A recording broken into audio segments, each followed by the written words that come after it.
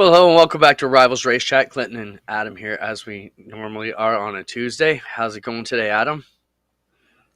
I'm all right, man. I'm all right. My eyes have been bothering me, so I had to wear my glasses are awful. So I've been forced to wear them. My eyes look all puffy, but now that I look at the rest of me, most of This me is looks fairly puffy.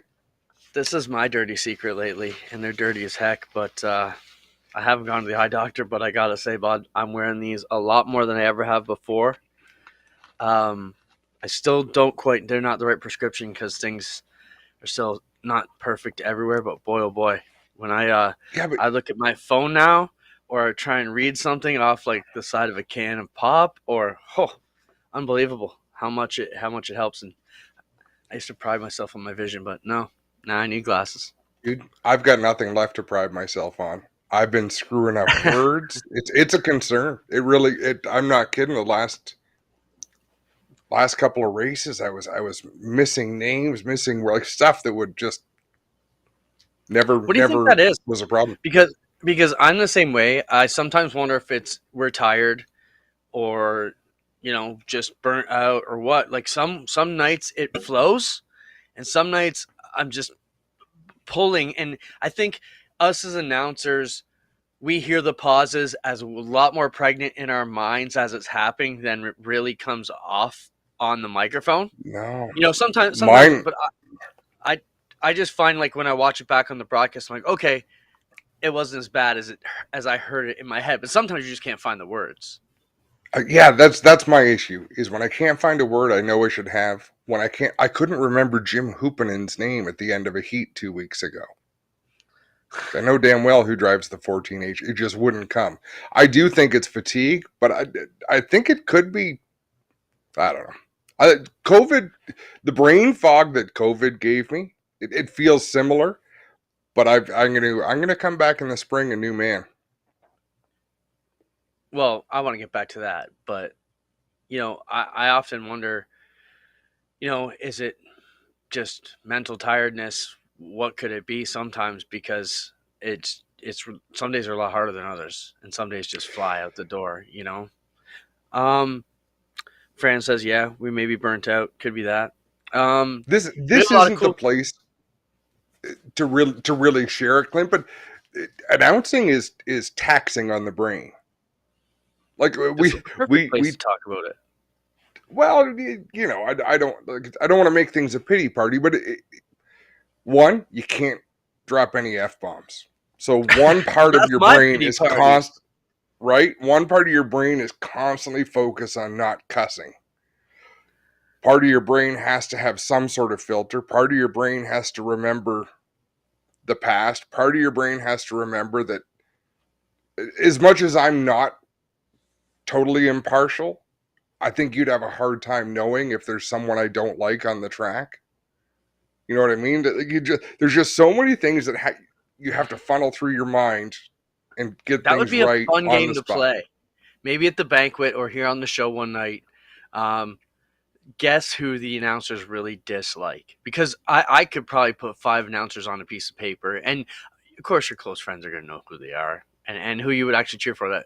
That may be a good banquet game. We got to break out and My see who yeah, does Doug Leonard really dislike. my list Um, is very short, but Mine is two. I guess I have more issues with crews than I do drivers. But it just you're not the cops. I'm the cops. You know what I mean? So not everybody loves the 5-0. It is what it is. yep. Um, but we do have some cool stuff to talk about on the program. We're going to bring Brendan McFerrin on, who is a standout up and comer here in the asphalt ranks. Been riding around for the last 5 or more years. We'll get the full story on Brendan McFerrin. Then we're also going to bring on Christopher Hale, who won the $3,000 Street Stock Nationals at Humberstone, and he mentioned post race that he'd like to come on the show and he said, I just want to talk about how great the competition is here in the Thunderstocks on dirt. And I said, yeah, man, it'd be great to have you. So we'll invite Chris on later in the program. We have a bunch of cleanup to go through. A few weeks ago, we were talking about Snake River Canyon and Evel Knievel and all that stuff. And somebody came up to me last week and was bringing up Ken Carter. And I think that's how we got onto it. But Adam, this was a really cool situation. The Stratfords, Bert Stratford, Brett's dad, said he has family down right near Snake River Canyon. It's all expensive homes now built up all around, but there is a historical site. So Spencer showed the pictures, and this was super cool. So just leave them on for a minute there, Spencer. So first off, Adam, just imagine looking across that expanse and thinking, yeah, I'm going to build a rocket cycle to go across there. Pure insanity to begin with. Never mind Well, technology of today, notwithstanding what they had back then. So for one thing, that looks like a painting. it does. Like that is And that's a a picture. photograph. Yeah. So that was super cool. Show the next one. So there's a historical Evil Knievel plaque that explains what happened, some pictures, and there you can see the rocket cycle in the center that he was on, and the poster they used to promote it, and the edge of the ramp there, and him parachuting in defeat. If you haven't seen it, it's all over YouTube. You can't miss it. It's a wild story. Any thoughts on that, Adam? Before we move on, No, I mean it's not that far removed from living in that era when you could put posters up and stick them all over the place. That's what where urban legends can't exist anymore because everything is captured on film. You know what I yeah, mean? Like, but Evil Knievel wasn't an urban legend. He was the real deal. Where a lot of stories are fictitious and get blown up, Evil Knievel was the real deal. He actually did that stuff, and true American folk hero. we got a couple more pictures. I think there's two more shots they sent us. Um, Throw those up, Spenny, if you got them. I think it was super cool that we could reach out to these folks and just not even reach out to them. They heard it on the show. He reached out to his sister who was down there, and I think those are all the pictures I got. Maybe I forgot to send the wrong ones. I'll send them over to you. But I thought it was super cool that they could do that for us, Adam. And how neat is that our little show here in Ontario has links to somewhere down there, such a historical deal. Mm-hmm. Let me find these for Spencer. Well, So, anyways, do we have those remembrances? Did we put them onto the rundown, or did we leave them off, Clinton, just to talk about them? perfect time to talk about it. Yeah. So, condolences to the Erskine family. Of course, Larry Erskine, the patriarch of all of the Erskine racing clan. Every one of them raced. Ran at Ohsweken Speedway. I used to see him every week racing go karts with his son Doug. We had some fun battles over the years. Um, just a true blooded racer. And Larry passed away on the 27th of September. So our condolences to Doug and the brothers and the family and the grandchildren. Yeah, he was a good one. And of course Rick Eshelman, which is really bothersome to me. Clinton, Rick Eshelman, just a beacon of positive racing energy. He was a great announcer. He was unassuming. I always got the impression he didn't care who you were. If you were in his path and he had time for a conversation, he was going to chat you up. I never worked with him. I'd been in media centers where he was. I think you actually might have done some work with him, Clinton. I did not, but I was just a big fan of him and his work. Yeah, let's talk about how it came out. I think it was Friday before the race, before we got to Humberstone. It broke out across social media that he was going, I think, from Kentucky to Illinois from one race to the other. Didn't show up at the next event and unannounced that he wasn't going to make there and just didn't arrive. And people started wondering, was lost throughout the night, I think. And then Saturday morning they found him. He had taken his own life, and it's a sad deal. And um, I did get to work with Rick a few times. It seemed like a few late model races we did, at least at Ohsweken. And then I know the Super Dirt Week coming up this week. Him and I both worked the first Oswego Super Dirt Week. I was the tour announcer that year, and he was brought in, and he worked one side of pit road. I worked the other, and just Rick. He always had a joke and a quip for every situation. I was watching a clip today, and he was calling the race one by one, by two, by two, by three is how he called. They were single file, double, and then three wide behind, and just I think we're all going to have a lot to learn as more clips come out about Rick. And he had a good story for everything. And he was a good dude, but it's a lonely life, Adam, being out on the road there, you know, just you're basically freelancing one job to the next. Like your next meal, you don't know where it's coming beyond the next schedule, and that's a tough way to go. It is. I can't imagine that the grind of that lifestyle, and I want to learn more. I want to learn more. I've chatted briefly with his son on Facebook, read some of his stories about his dad. Was pretty fascinating there, and I just want to learn more. And I want to, as the season winds down, I'll probably get back up and running with some mental health events. I'm not sure what they will look like, Clinton, but I think they're still needed. It's still an important message to put out, and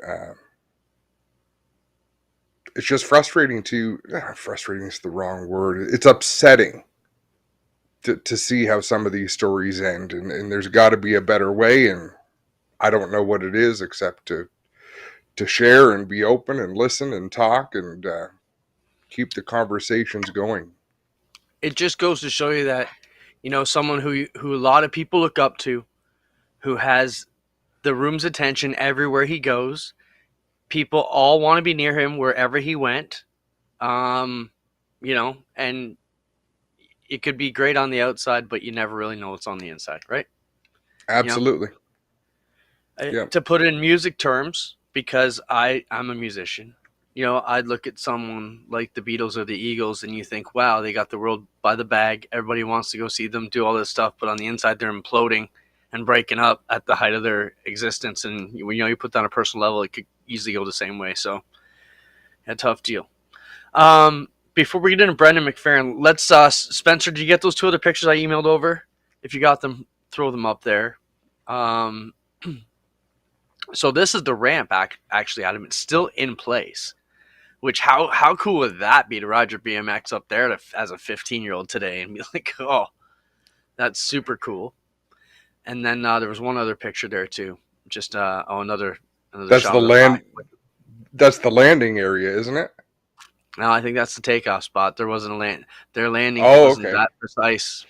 Probably two views of the same ramp, but interesting. Such a cool deal. Now we're gonna send our historians out. In Canada, your challenge is to go out and find us some real history about Ken Carter trying to jump to St. Lawrence, because that's another hell of a wild story. And that one is definitely on YouTube. For any of our American viewers who don't know who Ken Carter is, he was even crazier than Evel Knievel because he dreamt bigger and failed harder than Evel Knievel ever did. So some good stories there. Without further ado, we are still going to argue about finish lines and transponders tonight, which was a hot topic and controversial situation on Friday night with the Action Sprint Tour. And we both, on the air live, said, wait a minute, we're holding this one for Tuesday. So we'll fight about that. I also want to talk about the guys cheating with the fishing in the Lake Erie Walleye Tour, which was crazy this week too. And someone said it's akin to picking up mud after a dirt race. So we're going to talk about that too and maybe fight about that a bit. So let's jump into it. Brendan McFerrin. What's up, guys? Hey, man! Congratulations. Thank you. I appreciate it. In all honesty, Brandon, when you go to a race like that at Flamborough, you know who you're going to be competing against. What did you think your chances were of winning that race? We showed a lot of speed there a couple weeks back at Sunset. Unfortunately, we got rained out. Going to Flamborough, I was only there at the start of the year with the Quick Wick series, so I knew all those boys have been there racing there all year. They're going to be tough to beat, but I thought we'd be close. But actually, we weren't really all that close in practice. I think we were like 13th or 14th quickest. Picked it up a bit qualifying, up to 6th, and the boys went to work on the car, but I didn't know what my odds were gonna really be. But obviously they worked out in my favor, and the car just really came to me. There was about 20 to go, and we started picking them off one by one. I knew I'd have to pull my socks up when I had to go up against that 36 car, though. Well, exactly. Clint, let me carry this on for a bit because I know you weren't there. I just So want to fill in, Adam, quickly. yeah, We failed to tell the viewers why we have Brendan on the show. So he won the Frosttoberfest Superstock event and picked up the Igloo on Sunday as part of the big event at Flamborough. So take it away, Adam. I just want to make sure we let the fans no, know right on. why we have Brendan on. It looked, Brandon, as though Ethan Constable was not going to get beat. He got out in front. There was no yellow for 35 laps in a 50-lap Yeah. feature. Like it looked like it was going to go green. What happened? Like you said, your car came to you with 20 to go. Talk us through the end of that race, because you had to pass one of them and then you had to pass the other. And they were both great opportunities, great moves.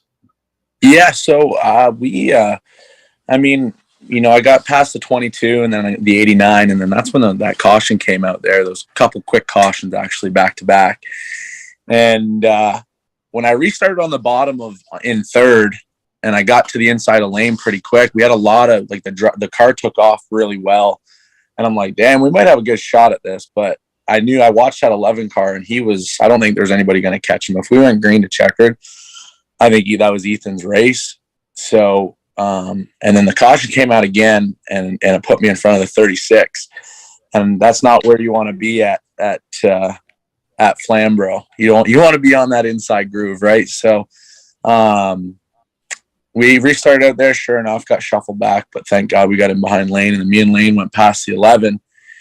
And Lane kind of checked out by a car length and a half, maybe 2 car lengths. And then with about 5 to go, I started reeling him in. He was pushing center off. So, and my car was rolling really good. I had a chance to bump him with about 3 to go, but I knew that was too soon because I get the favor returned, right? So, I seen the white flag and I knew it was my opportunity, and I give it to him going into 1, and I strung him on the outside till we got into 3 and 4, and kind of just hung him out there until I knew he couldn't get me back. Both of those races, the super stock and the late model, were two of the best races I've watched all year long. Like, I don't care what track you're talking about. The races were amazing.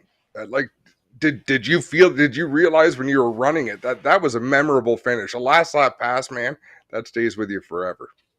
You know what? I knew the race was getting pretty good and Adam, I think you were there, you said, right? Mm-hmm.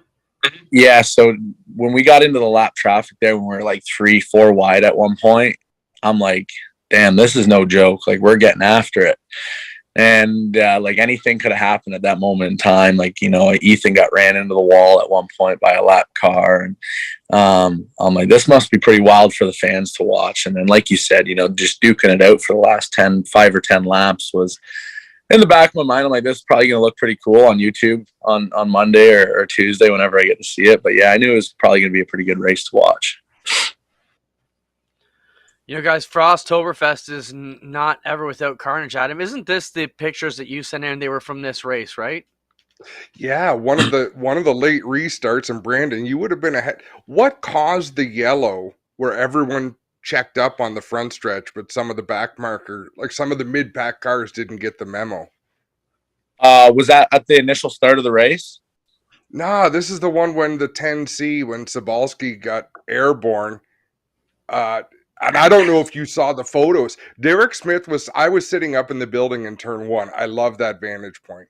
Derek Smith was down below us at the billboards, and he didn't even flinch. I thought Dennis Cebulski was going to land on him. Spencer, throw up a couple of the series of those photos.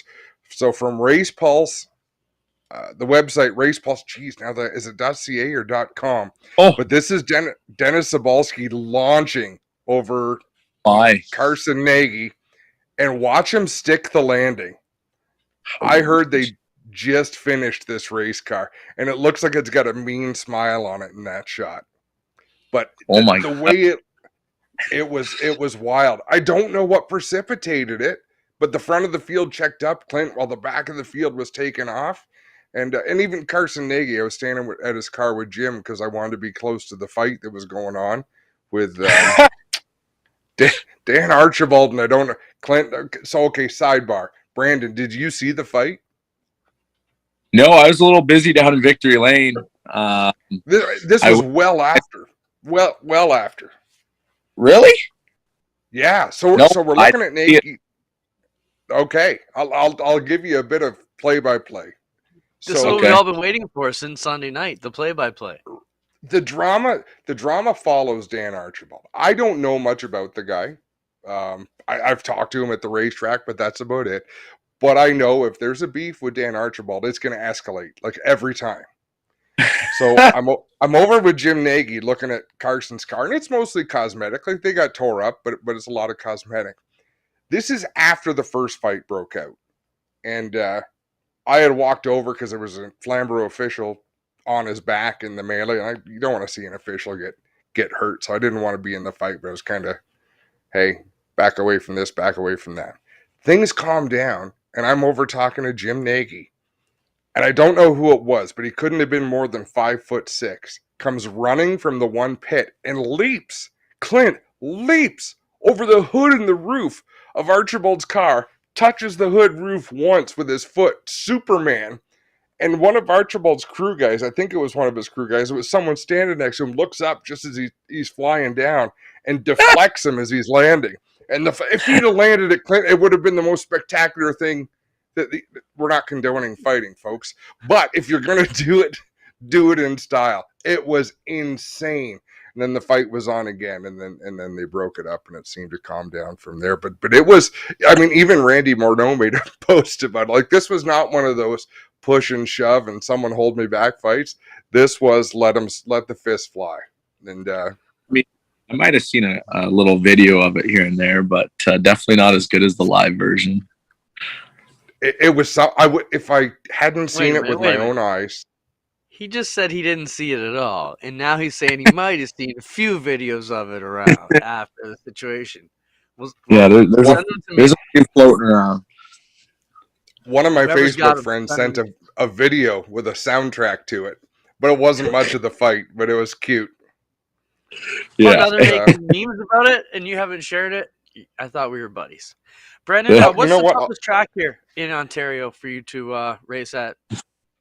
Oh, you know what? It's my toughest track still to this date would be Sunset Speedway, and I race there every weekend. We're slowly getting a handle on it. I feel like I learn something new about that place every time I go there. It's pretty unique, that track. I love Peterborough. Everyone's like, oh, Peterborough's pretty tough. I love Peterborough. Get around there pretty well. Sauble, I love Sauble. Get around there. Flamborough. But Sunset's just the one that's always, played tricks with me. I just can't win in a super stock at Sunset for some reason. I think that's the toughest track we go to. You had some fun on the dirt. I don't know if you had fun or not, but it seemed like I kind of remember you having some bad luck on the dirt, if I recall. It didn't seem like things really swung your way. No, it didn't. But I had a ton of fun doing it. It was quite the experience. Yeah, I still had fun doing it for sure. Brandon, speaking of tons of fun, am I wrong to say that you haven't stepped back from racing, but I've noticed you're living life. You're working hard, you're playing hard, and a lot of your play pictures that I see aren't at the racetrack. Like you're living a young man's life. Has that made the racing more fun for you? Yeah. I toned it back from racing just simply because, when we were racing out of the McFerrin stable, it just simply got too much money to do it on our own. And it was either go to work or race. And I had to go to work because we had to pay for it on our own. And, that definitely took a toll on things. And that's kind of the reason why I toned it back so much. But, I was pretty fortunate enough to have a guy like Jeff Stewart come along and, support me 100% and let me do this thing that I love. And it's let me kind of live a little bit more because, I get to race and I still get that fun. And yeah, definitely playing a big toll on it. It's a great balance. I just wanted to say I admire it because I know at your age, racers, all they want to do is race. All you want to do is race, and you'll break yourself to do it. And some people don't realize at your age that they should have had more fun along the way. Not that you're not going to make it to great heights, but balance living, racing, balance, all of those things. Clinton, you have to have seen it as well, right? People that did quantity over quality. Yeah, to be at the races more. to put it on the dirt perspective, because that's where we grew up. I remember Tyler McPherson about 10 years ago stepping away, and he was winning everything and running well like Brendan was. He said, listen, I said, I have to move away. He said, I got to pack it in for a bit. I have to get set up with life. Started a business, built things up, bought a house. Now he's back to doing what he loves. And he said, I can't be like Danny Johnson living out of a trailer when I'm 50. And, he said, so I got to do this right. And it makes sense. And, so it's a hard thing to do, Brendan, because it's discipline and breaking the addiction is what it is, right? It is. And like, I mean, all that stuff is definitely coming into play for me here soon. Gonna start having to look at, trying to buy a house or slowly get out of my parents' basement, because I don't want to be living in there when I'm, 25, 26 years old. It's getting there. So that's all coming up real soon for me as well. Let's talk about Peterborough, buddy. Adam. That's right after I said, buddy, I'd still be living in my parents' basement if they were alive and hadn't moved away to get me out of the house. But Peterborough, autumn colors. You mounting a full-fledged assault on that race this weekend? No, it's staying right in the shop. It's Really? Yeah. I would have liked to go, but I've done the race now for 12 years, every single year, and I would like to go 100%. I'm not going to act like I wouldn't like to, but the car's pretty well sold. So, as well as I do how autumn colors can play out. You're either wreckers or checkers, basically. It happens pretty quick there. So I don't want to wreck it on the kid, and it's just going to stay in the shop. And yeah. So talk to us about that, because Clint and I talked before the show. We're like, we want to talk a little bit about Super Dirt Week, which is the reason I haven't been to autumn colors in a long time. What is it about that event that makes it so special on the calendar, but at the same time so hardcore, Brandon? Like you say, if you don't sit, you might sit in victory lane and still have a wrecked race car. What is the deal? Like, what's it about?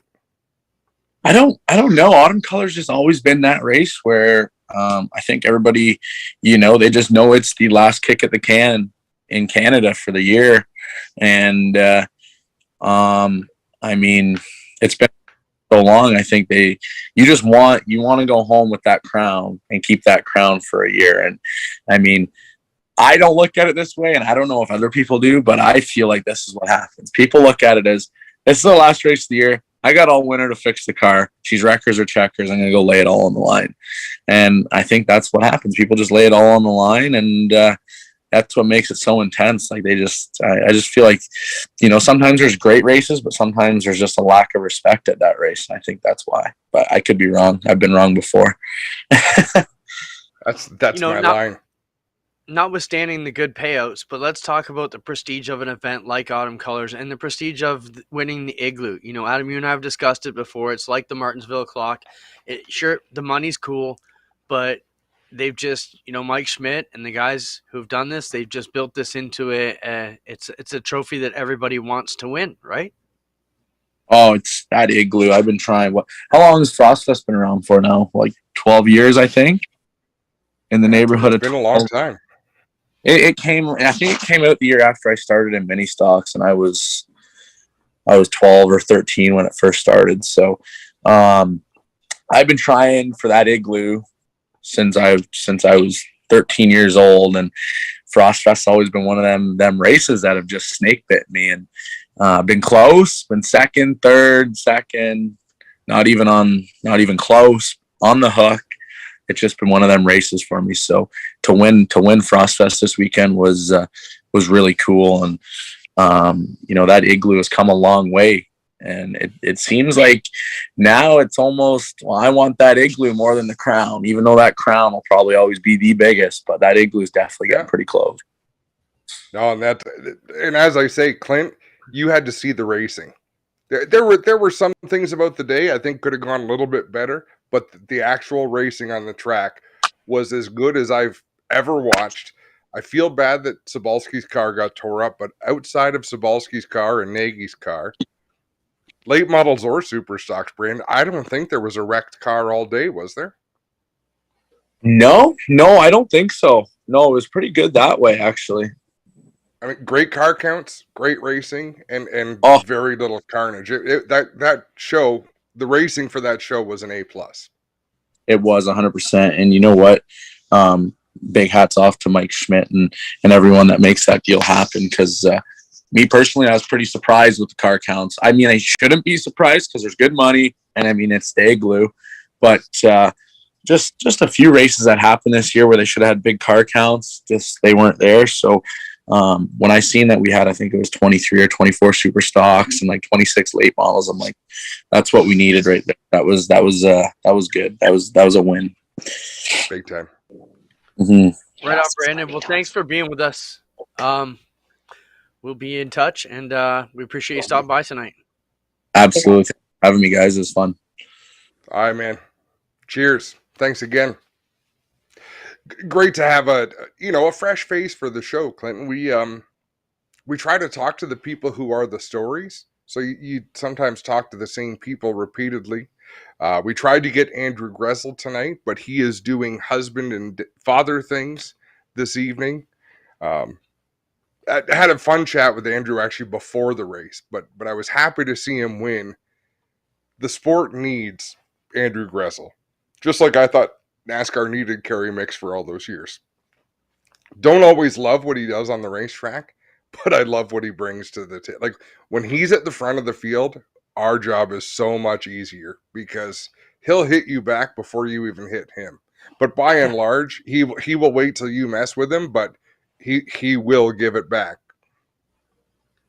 Exciting to watch for sure. He'll put that car anywhere, and we'll try and get Andrew on in the coming weeks. Our next guest is on the air. Chris Hale will welcome. Chris picked up the $3,000 street stock win at Humberstone as part of the Canadian Street Stock Nationals on Saturday. Chris, welcome to the show. Congratulations on the win on Saturday night. Thanks a lot, Clint. It was a big event, and I'm glad we brought it home. So now, first off, is it Chris or Christopher? yeah, either one. I like both. It short form is just fine. Chris Hale. Yeah. That's what I find. That's what I tend to lean on when the race is going on because it doesn't take as long to say. But on my race pass, it's Christopher. So in driver introductions, it's always Christopher. I think, man, that seems really proper unless that's what he prefers. So, but I always forget to ask. Yeah, it depends if I'm into someone else. Yeah, I guess you can use the full name, like I'm getting in trouble or something. But Chris, are you a wrestling fan? Just off the top, because you're the same weight category as Adam, and the height. I mean, you guys look good on the square off poster for the front stretch, but you're a little bit faster than Adam. But just kidding. Let's talk about. I saw you on the payout window on the way out. You just finished tech on Saturday night. And you said, "Hey, I just want you to talk on your show about how great the competition was in this division and this weekend and everything." Like, I mean, if you didn't see the 4-wide pass on Friday, first off, by Craig Hanley going to the outside to steal the win, it was unbelievable. But, Chris, let's talk about, we have great cars from all over.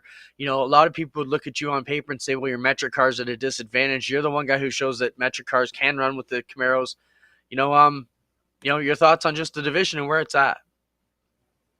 yeah, no, I mean, across all the different platforms of the cars that you can run, like Fords or Gen 3s, 2s, or metrics. I think they've done a really good job of getting the rules really close amongst the cars. You know what? Sometimes I wish I was in a Gen 2 Camaro, just if the track's really slick. But we were able to get it to work at Humberstone in our metric. So it was kind of nice to see the metric get her done.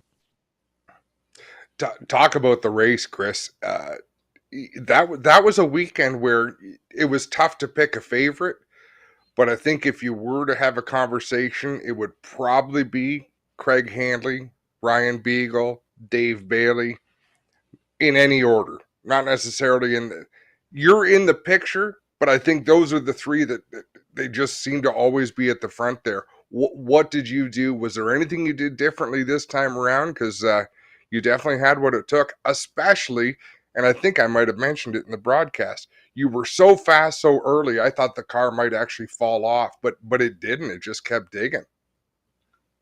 Yeah, no, just before that race, like one crew guy and I, we were kind of looking at the track and said, you know what, if we're able to keep the car turning coming out of the corner, that we'd be able to get into the moisture going down the straightaway.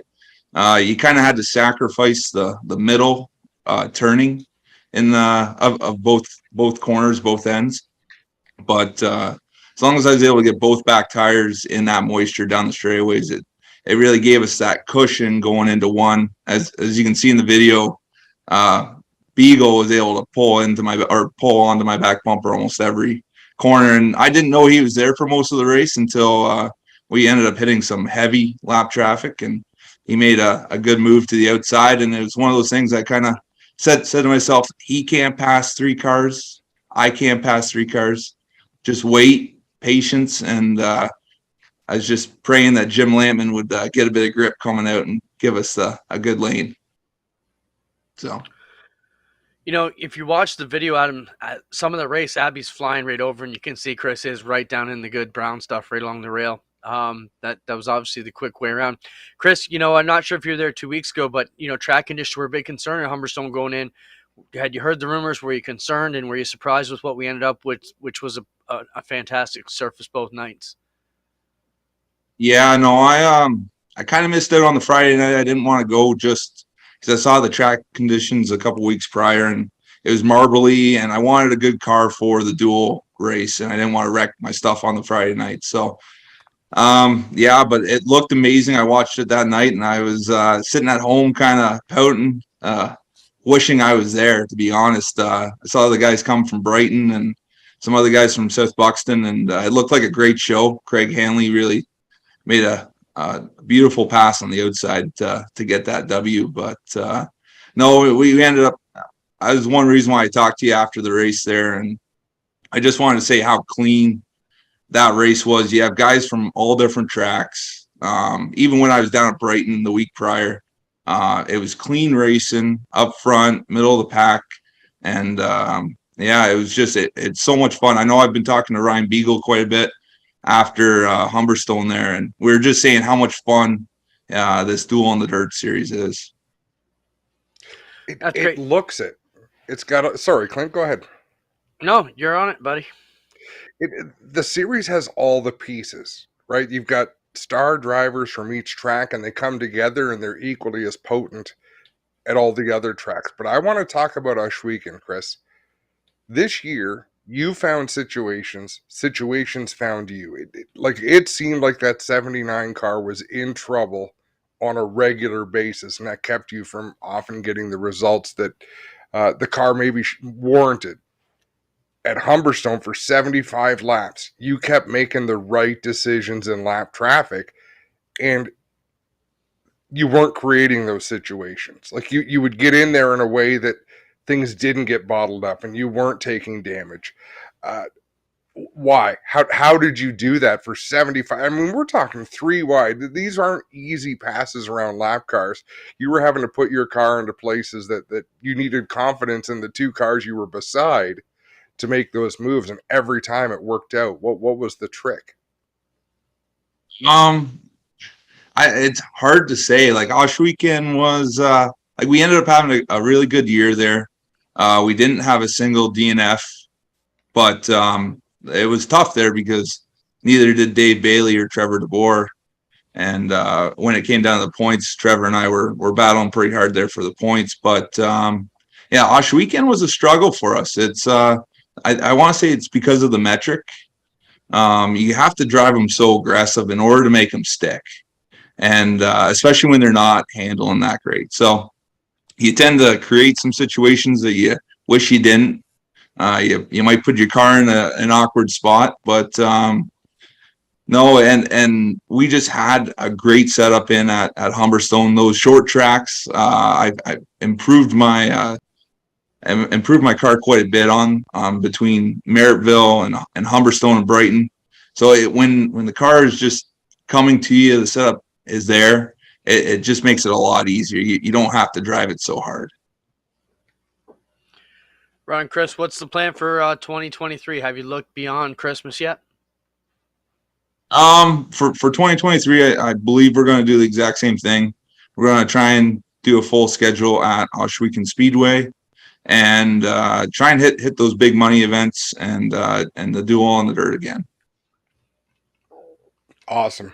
Well, it was fun to watch Saturday night. It's always fun to see you're not a new winner, but like I said, I don't think you would have been the first choice of, hey, that 79 car is really the car to beat this weekend. And you went out there and you laid a whooping on them, and it had to feel pretty good. So congratulations. No, I appreciate that. It was definitely a hard fought effort between myself and my crew guys. I got to thank them quite a bit. We've struggled the last couple years, and I think we finally got it back to where we can be there in the winner circles. So, Right on. Thanks for joining us, Chris. We appreciate you being here tonight, and congrats on the big win on Saturday. Thanks a lot. Talk to Chris Hale again sometime, Take care, guys. Chris. Winner of the Canadian Street Stock Nationals, first ever dealing. Good on Peacemaker 420 come through, and I know Mario and the guys down there want to have a big race like that for a long time. Spencer, I don't know if we have any clips from the weekend. If we do, let's roll those highlights now from Friday, Saturday. Maybe our sizzle reels are available. And then we'll talk about the situation that happened Friday night with Bowman's finish and a tie and all kinds of controversy. This is the Friday night highlights. Just a quick look at some of the action from Friday night. The one-gun salute. Yeah, I'm surprised that made the sizzle reel. Anthony Kelly picked up the win there. This track shows so well With his 4 wide on video. Yes. It does. It looks way better on camera. It's just, I don't know if it's just the positioning of the cameras, the way the lighting is, but it really shows well. Polycola Giovanni. On Friday night. My wife giggles every time that name is said. Look at those sunsets in the background. This is a look at Saturday night. It's all available live on GeForce TV. Just go back to our video section from the weekend, and you'll see some good racing. Even the late models put on a hell of a show there Saturday night. All the racing was great all weekend long. You know, on paper, it had a potential to be a disaster. 5 divisions, two of them sprint cars. Some great footage of Jacob Dykstra celebrating after being crowned the Action Sprint Tour champion. Some looks at the 360s here also. Just some great racing. Mitch Brown went on to be the champion there in the action. In the Knights of Thunder. And this is some action from the Chris Hale race we just watched. You know, going back to the Action Sprint Tour, I heard a couple of people say, you know, if Mike Bowman had run the whole year, there's no way Jacob Dykstra wins that championship. And I hope that's not a common theme, because Jacob Dykstra won that, earned that championship. That kid 2 years in a row has shown that he's the car to beat anywhere they go. And I hope to see those two race head to head. I'd love to see them square off because I think they'll raise the bar for the competition and bring a number of others up with them. Yeah, we don't really know what the future holds for them guys. But so in the situation on Friday night, Mike Bowman's leading the race. Car spins out in turn 4 in front of the leader. Our race director at the time chooses to let it go. Are we going to see it here, Spencer, maybe? So here we are in the end. This is Mike Bowman leading. If you got the call of the race, put it in too, Spencer. This is Dykstra going to the outside. And, okay, back it up. We just missed it there.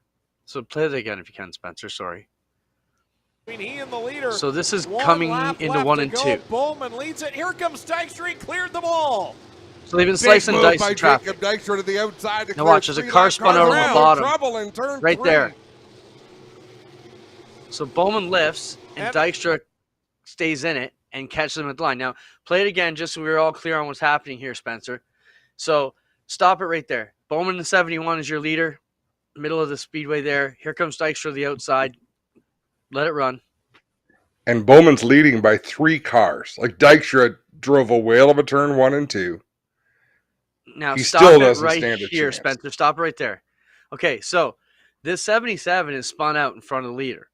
Bowman has to lift. Now, from my perspective, I'm standing on the ground in the infield. I didn't even notice that the car was spun around because all these cars and tow trucks in the infield are blocking my view. I just thought Dykstra chased him and got him out of 4, right?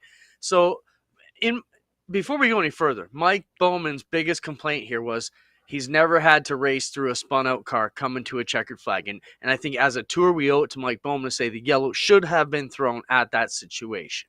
So, but we cannot turn back time. Whether good, bad, ugly, we agree. a yellow should have to this come out. point, Clinton, we agree. Yep. Okay, let it go from there, Spencer.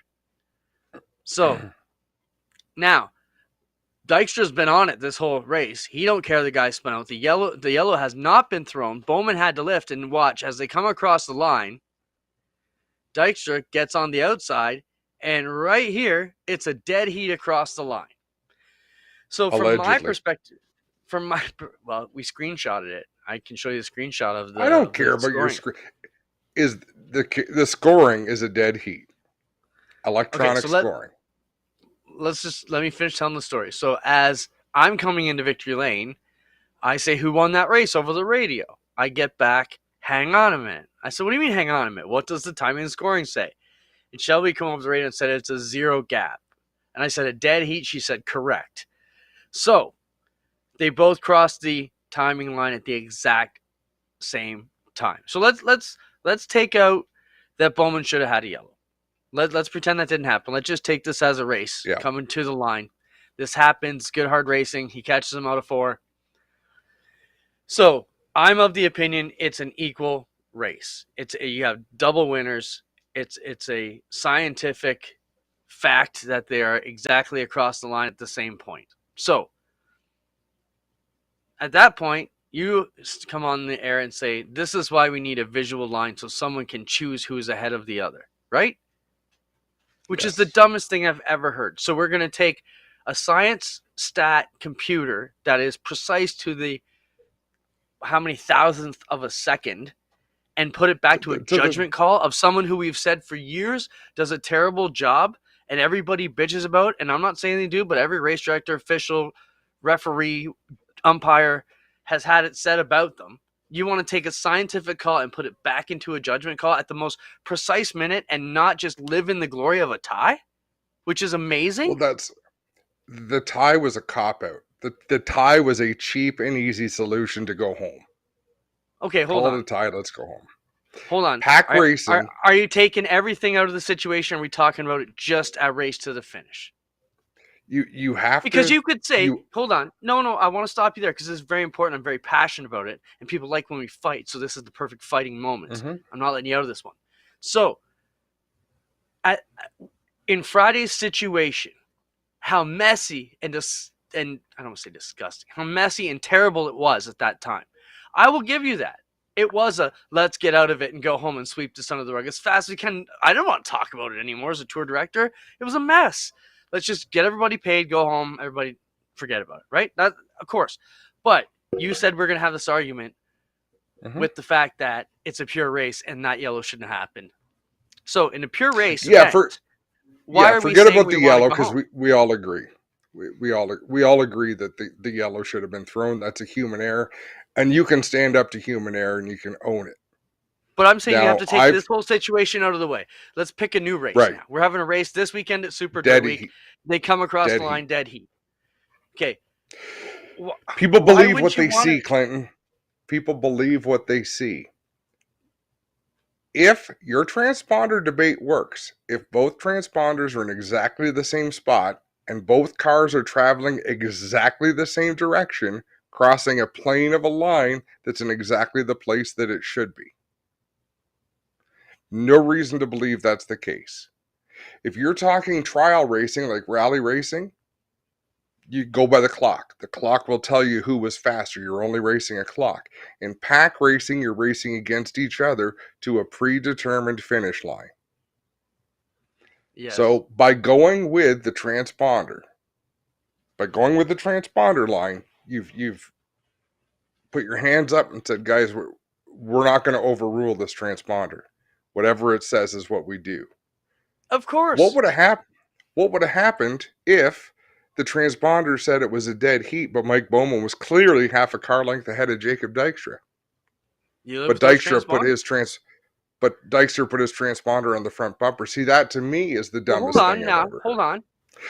What the person we see cross the line first, The person we see cross the line first is the freaking winner. Not But what Adam, your computer screen says. you're wrong. Okay, so here's why you're wrong. Because the first thing we would do in that situation, it's been done all the time, is measure transponders. And the transponders were both in the exact same spot. In a sprint car, there's one place you put them.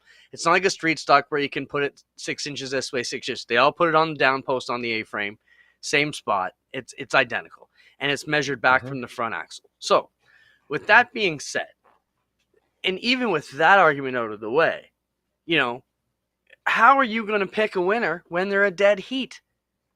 You're that Because talented with your eye. you keep saying they're a dead heat. Have you ever watched?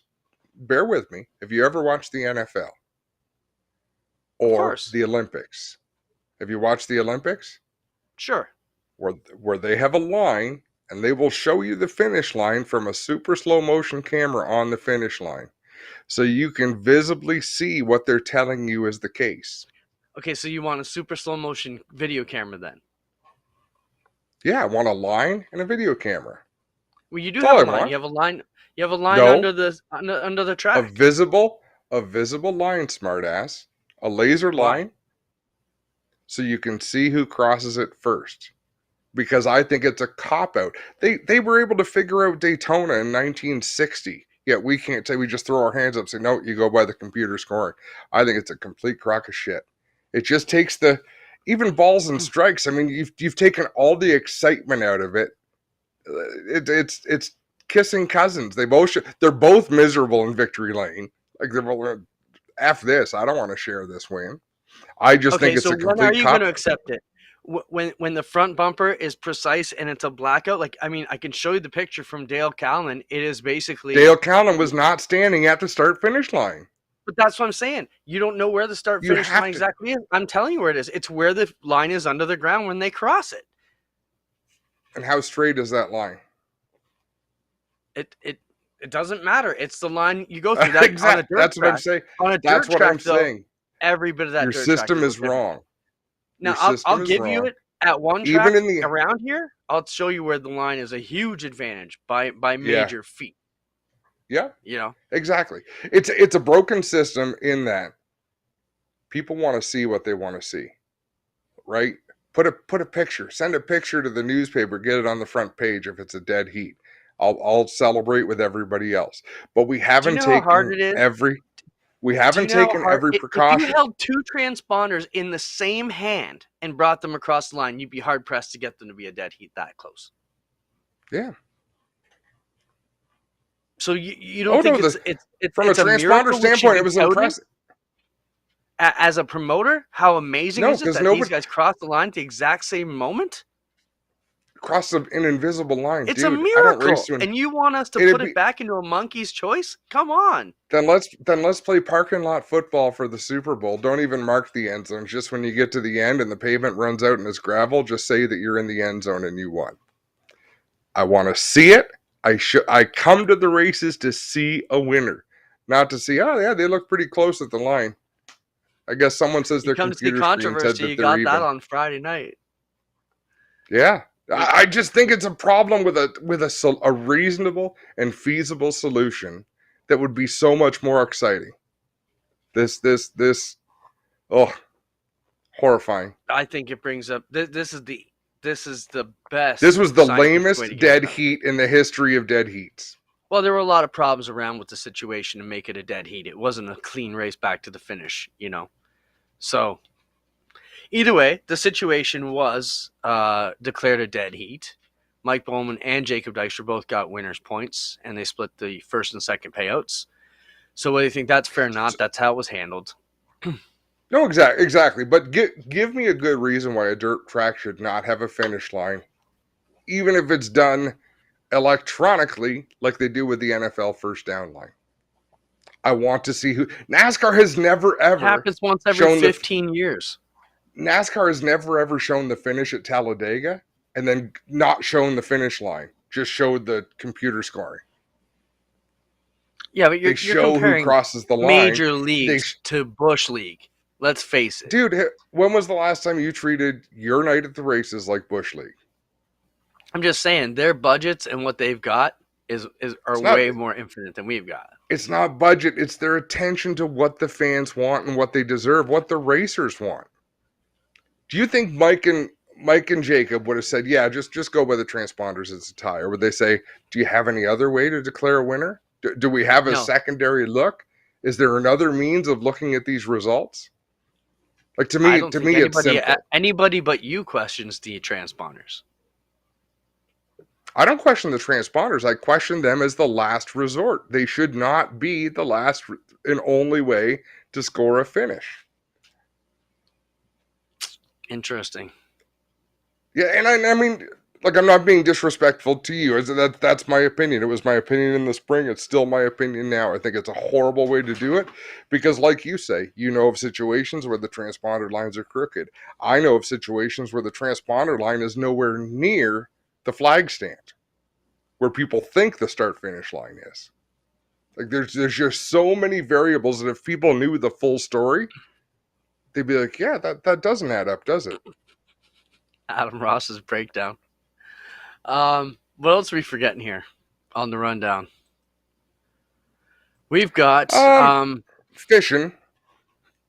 that was wild. If you hadn't seen that, someone, if you didn't see it, the Lake Erie Walleye Tour, I think it was Michigan on the weekend. They guys stuffed their walleyes with a bunch of lead baits and walleye fillets, and pretty much annihilated the weight records down there. And everybody kind of knew. They cut the fish open, found them inside. And someone mentioned that it's the same thing as dirt track drivers driving through the mud to pick up weight, to make weight at the end of the race. And that's another debate we could have.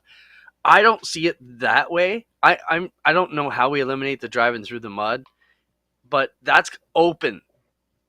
Out in the open, they're clearly picking up mud and doing that. These guys aren't standing in front of everybody before they put them on the scales and stick lead down the fish's throat.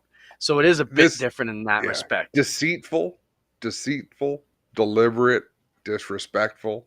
You don't disqualify them from that event. You invite them to leave the sport, right? Like that's not something where you slap them on the wrist. You're gone. Like you have defamed the sport that you're trying to make a living in. Get out. Well, the fishermen, those guys, apparently they won a lot of boats, trucks. They won a lot of money from those same crew that were standing around watching them do that. And there are a lot of angry people there. If you get a chance to check it out, it's the Lake Erie Walleye Tour. And pretty wild. I don't know, Adam. Pretty good show. Good discussions. Dirt Week this weekend. Autumn Colors this weekend. Lots of good racing still going around, whether you're in the dirt or the pavement. Cornwall has their weekend still this weekend. And yes, big show. I want to make one point. It was something I sent to you. Anyone who watched the truck race from Talladega, you would have seen Haley Deegan's crew member run out onto the grass to get the tire that had gotten away from her in that pit stop. He immediately had his hard card revoked from NASCAR. You want to talk about swift and sudden penalty for being stupid in the moment? Like that's your career. That's your career gone. That's crossing a line. So that's what should happen to those Fisher people. It's a different penalty altogether, but talk about swift and severe justice.